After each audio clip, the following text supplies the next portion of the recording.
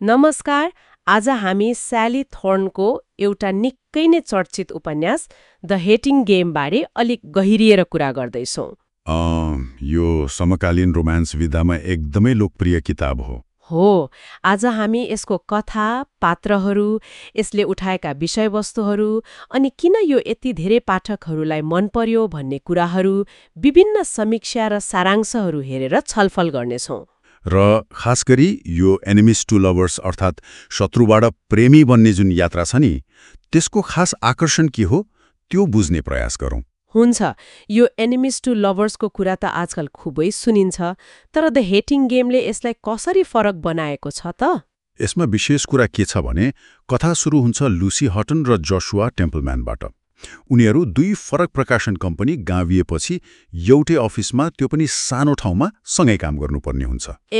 अनि उनीहरू एकअर्कालाई फिट्टिकै मन पराउँदैनन् हैन त, कम्तीमा सुरुमा। हो, त्यस्तै देखाउँछन्। लुसी अलि मिलनसार रमाइलो खालकी छिन्। जसुआ चाहिँ एकदम गम्भीर, अलि कठोर नै भनौँ न। कार्यकारी सहायकको रूपमा काम गर्छन् है, अनि दिनहुँ जस्तो एकअर्कालाई होच्याउने, खिसी गर्ने सानातिना खेल खेल्छन् रे। त्यस्तै, जस्तो त्यो स्टेरिङ गेम भयो, कसले पहिले हेर्न छोड्ने भनेर। अनि मिरर गेम, जहाँ एकले अर्काको हाउभाउ नक्कल गर्ने। रमाइलो तर तनावपूर्ण सुनिन्छ। एकदमै। अनि यो तनाव झन बढ्छ जब उनीहरू एउटै प्रमोसनको लागि प्रतिस्पर्धा गर्न थाल्छन्। हो, त्यहीँबाट कथाले मोड लिन्छ होला नि। त्यो देखावटी घृणा कसरी आकर्षणमा बदलिन्छ। ठ्याक्कै। त्यो प्रतिस्पर्धाले उनीहरूको बीचको त्यो लुकेको केमिस्ट्रीलाई बाहिर ल्याइदिन्छ। थर्नले यो कुरा निकै चलाखीपूर्ण ढङ्गले देखाएकी छिन्। यो केवल अफिसको ड्रामा मात्रै होइन।